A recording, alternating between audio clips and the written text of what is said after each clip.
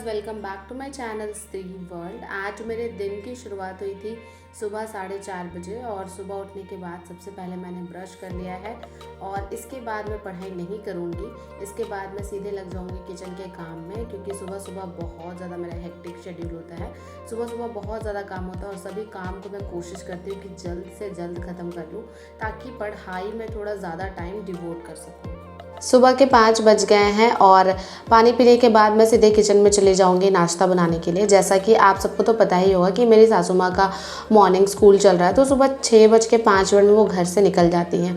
तो बस अभी मैं नाश्ता बनाने में लग जाऊंगी और आज मैं नाश्ते में बना रही हूँ छोले और इसके साथ मैं रोटियाँ बनाऊँगी। मम्मी जी ने कहा था कि पूरी बनाने के लिए, बट मैंने वो प्लान चेंज कर दिया क्योंकि गर्मी बहुत ज़्यादा है, तो मुझे उतना ज़्यादा ऑयली खाने का मन नहीं कर रहा है। मेरी एक सब्सक्राइबर मेरे से पूछ रही थी कि दी आपकी सासू माँ गवर्नमेंट टीचर है या प्राइवेट टीचर है। तो मैं आपको बता दूं कि मेरी सासू माँ गवर्नमेंट टीचर हैं।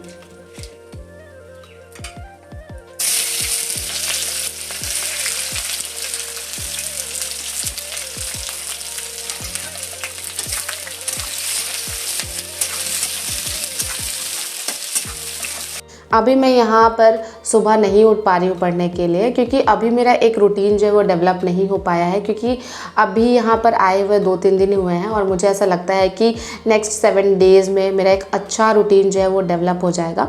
जब मैं पहले ससुराल में रहती थी तो यहाँ पर मेरी बहुत अच्छी हैबिट डेवलप हो गई थी। मैं सुबह 3 बजे या कभी कभी 3:30 बजे या कभी 4 बजे भी उठ जाती थी और सुबह में भी थोड़ी सी पढ़ाई ज़रूर कर लेती थी। लेकिन अभी मेरी आदत जो है वो डेवलप नहीं हो पा रही, लेकिन कोशिश मैं लगी हूँ कि किसी दिन, मेरे साथ क्या होता है ना कि अगर मैं एक दिन सुबह उठ गई पढ़ने के लिए तो फिर मैं हर दिन उठने लग जाऊँगी। तो बस मुझे उसी एक दिन का इंतज़ार है और मुझे लगता है कि मैं जल्द ही सुबह उठकर भी पढ़ाई करने लग जाऊँगी।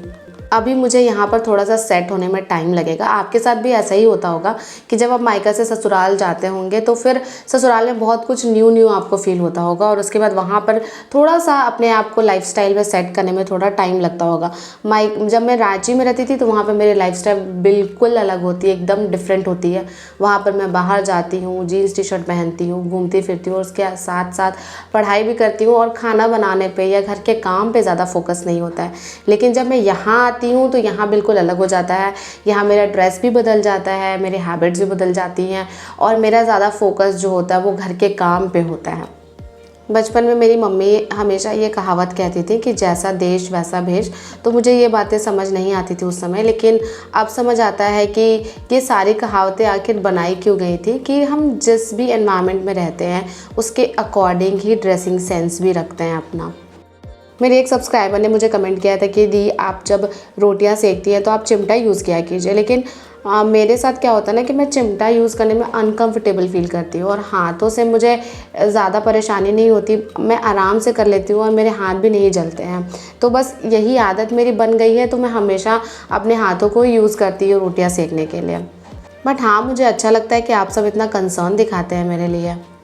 तो फाइनली मैंने छोले भी बना दिए हैं और साथ ही साथ सारी रोटियां भी सेक ली हैं, क्योंकि जब भी मुझे छोले बनाने होते हैं तो ये मुझे बहुत ज़्यादा इजी लगता है, क्योंकि बाकी सब्ज़ी में थोड़ा मुझे ज़्यादा टाइम लगता है बनाने में और छोले बनाना मुझे बहुत ज़्यादा आसान लगता है। तो आज सनराइज़ से पहले ही मैंने अपना नाश्ता जो है लगभग प्रिपेयर कर लिया।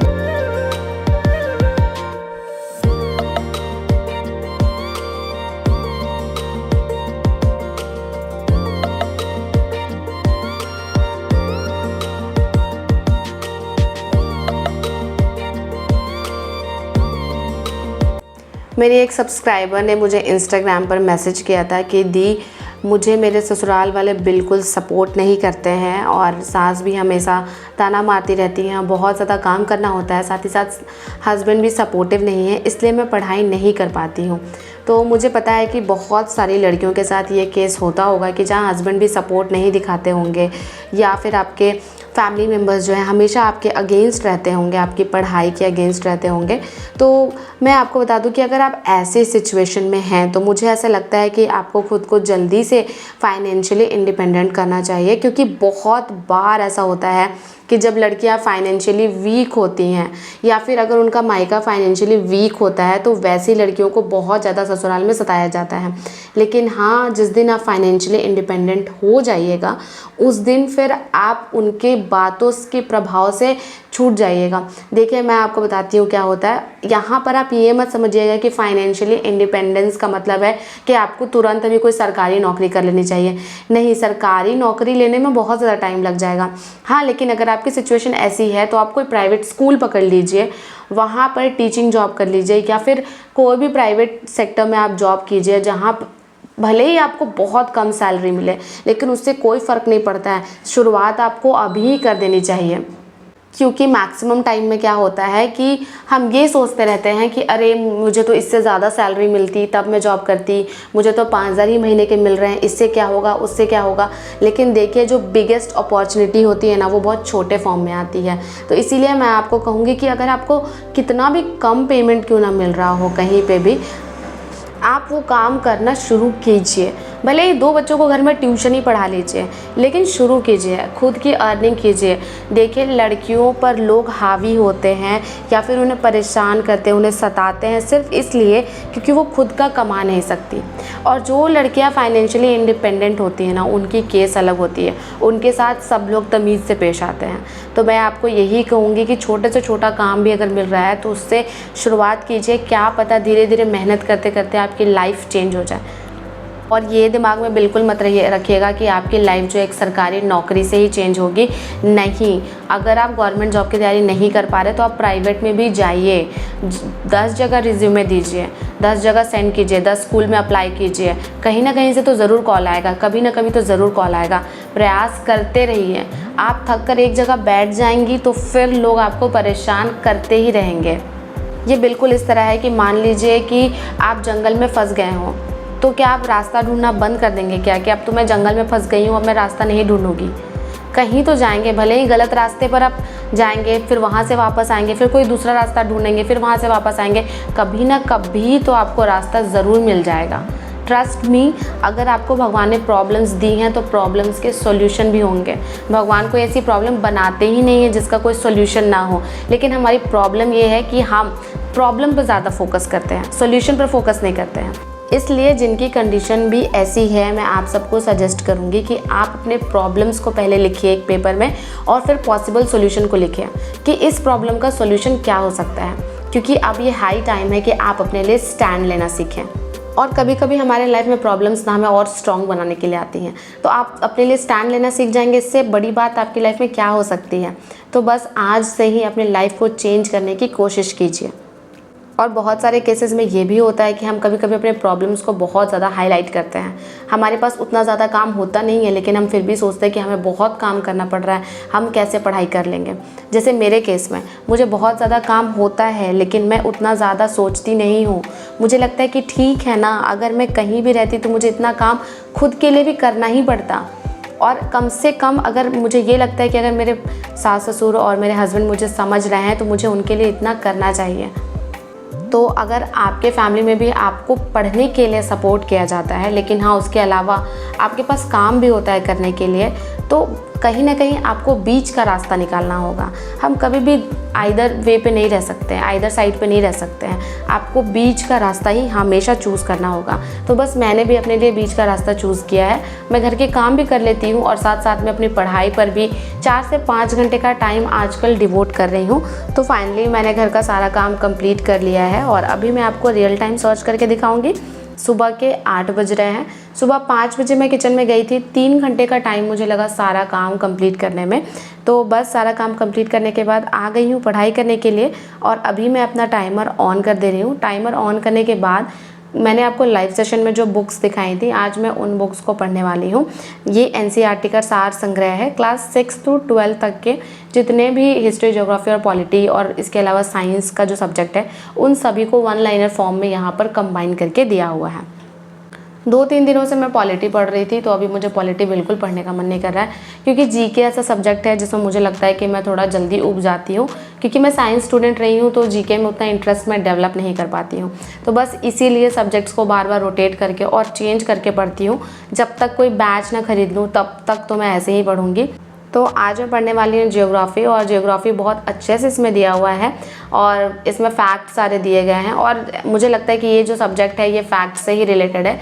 स्टोरी तो मेनली हिस्ट्री में बनती है कि हिस्ट्री में स्टोरी वाइज आप लर्न कर सकते हैं, और अगर आपको जियोग्राफी पर कमांड करना है तो फिर इसमें मैप्स को बहुत ज़्यादा यूज़ करना होगा, तो मैप स्किल डेवलप करके इस सब्जेक्ट को कंप्लीट किया जा सकता है। अदरवाइज में फैक्ट्स बहुत ज़्यादा होते हैं पढ़ने के लिए, तो बस सारे फैक्ट्स को मैं लर्न कर रही थी और इसके मैंने 3 पेजेस पढ़े हैं। और मैं आपको बता दूं कि मैं हर एक फैक्ट को 5 टाइम्स पढ़ ले रही थी, क्योंकि पहले भी मैंने इन सब चीज़ों को पढ़ा है, तो अभी मैं पूरा अच्छे से मगअप नहीं कर रही हूँ, बस 5-5 बार एक एक क्वेश्चन को पढ़ रही हूँ।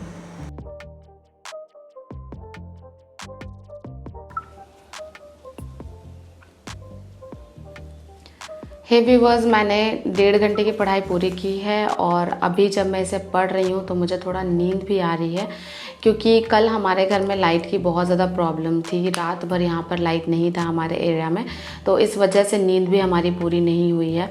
और उसके बाद मुझे सुबह उठना भी था खाना वाना बनाने के लिए, तो मुझे उतना एनर्जाइज फील नहीं हो रहा है, मुझे थोड़ी नींद आ रही है। तो अभी मैं थोड़ा रेस्ट करूँगी और उसके बाद दोबारा से अपनी पढ़ाई रीस्टार्ट करूँगी। तो मिलती हूँ आपसे रेस्ट करने के बाद। थोड़ी देर तक सोने के बाद फाइनली 11:15 हो गए हैं और अभी मैं उठ गई हूँ पढ़ने के लिए। और मैं आपको बता दूँ कि इस टाइम तक हमारे घर में लाइट नहीं था, तो इसीलिए मैं दरवाज़ा ये सब कुछ खोल के और लाइट में बैठकर पढ़ रही हूँ। तो अभी मैं सॉल्व करूँगी एरर, और एरर सॉल्व करने के लिए अभी मैं यूज़ कर रही हूँ प्लिंथ टू पैरामाउंट बुक को। आज का जो टॉपिक है वो है सब्जेक्ट वर्ब अग्रीमेंट, और मैं आपको बता दूँ कि पूरे ग्रामर में मुझे सबसे ईजी टॉपिक यही लगता है, सब्जेक्ट वर्ब अग्रीमेंट। तो इसी का सारा एरर सॉल्व करूँगी और इसके बाद एरर सॉल्व करने के बाद मैं लर्न करने लग जाऊंगी one word substitution. One word substitution जो है वो प्लिंथ टू पैरामाउंट बुक में टोटल 625 है, तो मैंने 50-50 करके 2 दिन में 100 लर्न कर लिया है। और इस बार मैं 100 से 150 तक के वन वर्ड सब्स्टिट्यूशन लर्न करने वाली हूँ। 1 hour later.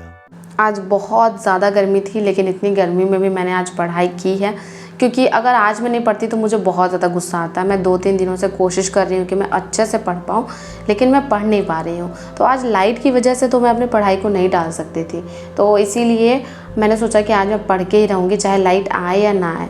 तो फाइनली मैंने इंग्लिश में वन वर्ड सब्स्टिट्यूशन भी लर्न कर लिया है और इसके बाद चली जाऊँगी किचन में खाना बनाने दोपहर का।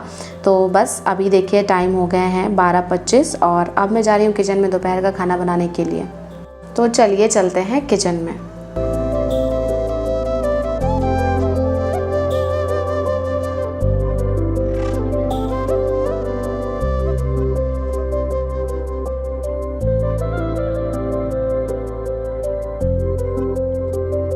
जब मैं किचन में आई तो मैंने देखा कि मम्मी जी यहाँ पर आकर खिचड़ी चढ़ा रही थी, क्योंकि कल शनिवार था, तो शनिवार के दिन हम मैक्सिमम दोपहर में या कभी रात में भी खिचड़ी ज़रूर खाते हैं। तो बस उसके बाद मैंने उनको कहा कि आप जाइए, मैं कर दूँगी सारा काम। तो इसके बाद अभी मैं खिचड़ी चढ़ा दूँगी और खिचड़ी के साथ फिर मैं बनाऊँगी चोखा, और बाकी जो थोड़ा बहुत काम बचा है उसे भी मैं कंप्लीट कर लूँगी। मेरे घर में भी बचपन से ये रूल था कि हम सैटरडे को खिचड़ी ज़रूर खाते थे, किसी भी एक टाइम में, या तो दोपहर में या फिर रात में। तो आप में से कितने लोग हैं जो इस रिचुअल को अभी भी फॉलो करते हैं, मुझे कमेंट करके ज़रूर बताइएगा। जब हम सिंगल बहू होते हैं तो हमारे पास बहुत ज़्यादा काम होता है करने के लिए।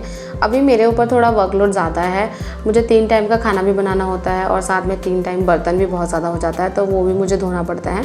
और मैं जिस गांव में रहती हूँ ना, यहाँ पर कोई काम वाली मिलती नहीं है, क्योंकि यहाँ पर सब लोग का अपना अपना खेत होता है और सब लोग खेती करते हैं। तो ऐसे में काम वाली मिलना बहुत ज़्यादा मुश्किल है, और प्लस उनको ये भी लगता है कि दूसरे के काम घर में काम करने से अच्छा है कि मैं अपने खेत में काम करूँ, तो इसीलिए मुझे थोड़ा और ज़्यादा वर्कलोड होता है। लेकिन ऐसा नहीं है कि सारा काम मैं ही करती हूँ, मेरे हस्बैंड भी मेरी हेल्प कर देते हैं और मेरी सासू माँ भी मेरी हेल्प करती हैं। लेकिन हाँ, ये बात अलग है कि वो कैमरे में उनको ज़्यादा आना पसंद नहीं है, इसलिए वो लोग अपनी वीडियो शूट नहीं करवाते हैं। अदरवाइज़ मेरे घर में सब कोई बहुत हेल्पिंग है। दोपहर के 2:20 हो गए हैं और मैं दोबारा आ गई हूँ पढ़ाई करने के लिए, और अभी मैं अपना टाइमर ऑन कर दूँगी। और टाइमर ऑन करने के बाद अब मैं बनाऊँगी मैथ्स। मैं आपको बता दूँ कि मैं जीके पढ़ के बहुत ज़्यादा बोर हो गई थी, मुझे बिल्कुल भी पढ़ने का मन नहीं कर रहा था। हालांकि मुझे ये बात पता है कि बिहार टीचिंग एग्ज़ाम में जीके की बहुत ज़्यादा इम्पॉर्टेंस है और मैक्सिमम क्वेश्चन उसी से पूछे जाएंगे। और मुझे ये भी पता है कि जीके बहुत वास्ट सब्जेक्ट है, इसे कंप्लीट करना भी ईजी नहीं है। बट मैं अब बोर हो गई हूँ, तो मुझे लगता है कि मुझे थोड़ा मैथ्स बनाना चाहिए, तो बस इसीलिए मैं मैथ्स बनाने आ गई थी। और ये DSSB की प्रीवियस ईयर पेपर्स हैं, तो उससे आज मैं LCM और HCF बनाने वाली हूँ। इसमें टोटल 84 क्वेश्चंस थे, तो मैं कोशिश कर रही हूँ कि मैं सारे क्वेश्चंस को सॉल्व कर लूँ। मैथ्स बनाने से मेरे साथ क्या होता है कि मेरा माइंड थोड़ा रिफ़्रेश हो जाता है, और मैथ्स बनाने टाइम ना हम थोड़ा एक्टिव भी होते हैं। जब हम कुछ लर्न कर रहे होते हैं तो उसमें हम कुछ नया नहीं सीख रहे होते हैं, उसमें बस फैक्ट्स को हमें लर्न करना होता है, तो हमारा माइंड जो है वो उतना ज़्यादा इन्वॉल्व नहीं हो पाता उसमें। लेकिन जब हम मैथ्स बनाते हैं तो हमें अपना ब्रेन यूज़ करना पड़ता है, साथ ही साथ हमें लिखना भी पड़ता है, तो इसलिए हम ज़्यादा एक्टिव होते हैं, और ज़्यादा एक्टिव होते हैं तो अच्छे से पढ़ाई कर पाते हैं। टोटल 84 क्वेश्चंस थे HCF LCM के, तो मैंने केवल 83 क्वेश्चन ही सॉल्व किए, लास्ट का एक मैंने छोड़ दिया, और इतने क्वेश्चन सॉल्व करने में मुझे 2 घंटे का टाइम लग गया था। तो बस अब मैं इतना ही पढ़ूंगी, इसके बाद अब मैं पढ़ाई नहीं करूंगी, क्योंकि मैं सुबह से कंटिन्यूअस काम कर रही हूँ, फिर पढ़ाई कर रही हूँ, फिर काम कर रही हूँ, फिर पढ़ाई कर रही हूँ। मैंने रेस्ट बिल्कुल भी नहीं किया है, तो अब मुझे पढ़ने का एकदम मन नहीं है। अब मैं क्या करूँगी, सबके लिए जूस बनाऊँगी और नीचे जाऊँगी और मम्मी के साथ बहुत सारी बातें करूँगी। और शाम का जनरली मेरा यही रूटीन होता है, हम मम्मी और दादी हम तीनों मिलकर बहुत ज़्यादा बात करते हैं, और बगल से भी 1-2 आंटीज़ आ जाती हैं, तो 1-2 घंटे का टाइम तो हमारा उधर ही एकदम आराम से बीतता है और बहुत मज़ा आता है। वैसे अगर आप लड़की हैं तो आपको भी गॉसिप करने में बहुत ज़्यादा मज़ा आता होगा, तो शाम में मैं 1-2 घंटे तो एकदम आराम से नीचे जाकर या तो टीवी देखती हूँ या फिर हम सब मिलकर गॉसिप करते हैं। इसके बाद मैं सबके लिए वाटरमेलन जूस बनाने आ गई थी, और मैं आपको बता दूं कि ये जूस बहुत ही टेस्टी लगा। आज मैंने थोड़ा अलग तरीके से जूस बनाया था, तो अगर आपको भी ये जूस पीना है तो मैं शॉर्ट में इसकी रेसिपी आपको बता देती हूँ। आपको क्या करना है, वाटरमेलन को कट करके उसके सारे बीज निकाल लेने हैं, और इसके बाद इसे आप मिक्सर जार में डाल दीजिए, और फिर उसके बाद आपको इसमें 1 पिंच काला नमक डालना है और 1 पिंच सादा नमक डालना है, और जितने ग्लास आप जूस बना रहे हैं उतने चम्मच आपको चीनी ऐड कर देना है, और इसके बाद थोड़े से आइस क्यूब्स डालिए और इनको फिर मिक्स कर दीजिए, और लास्ट में इसमें नींबू स्क्वीज़ करके सबको सर्व कर दीजिए। आप ये जूस ज़रूर ट्राई कीजिएगा और मुझे बताइएगा कि ये पीने में कैसा लगा। इसके बाद मैं शाम का दिया दिखा ले रही हूँ, और फिर दिया दिखाने के बाद फिर हम बहुत सारी बातें करेंगे सब कोई मिलकर। और मैं आपको बता दूँ कि अगर आप भी अपने ससुराल में हैं तो आप भी ऐसे लोगों से कनेक्ट कीजिए, लोगों को टाइम दीजिए, उनके साथ एक रिलेशनशिप बिल्ड कीजिए। हमारे साथ क्या होता है कि हम बहुत बार ना बात नहीं करते हैं सबसे, अपने आसपास के लोगों से, तो उससे क्या होता है कि हमें लगता है कि सब लोग हमारे बारे में पता नहीं क्या सोच रहे होंगे, सब लोग हमारे बारे में बुरा सोचते हैं, पर एक्चुअली में ऐसा कुछ होता नहीं है। आप बाहर निकलिए, सबसे बात कीजिए, एक रिलेशनशिप बिल्ड कीजिए, फिर देखिएगा आपको भी ससुराल में मायका वाला मज़ा आएगा और यहाँ रहने में भी बहुत मज़ा आएगा। अगर आपको आज की वीडियो अच्छी लगी हो तो लाइक कर दीजिए, चैनल पर नए हैं तो सब्सक्राइब कर दीजिए। मिलते हैं नेक्स्ट व्लॉग में।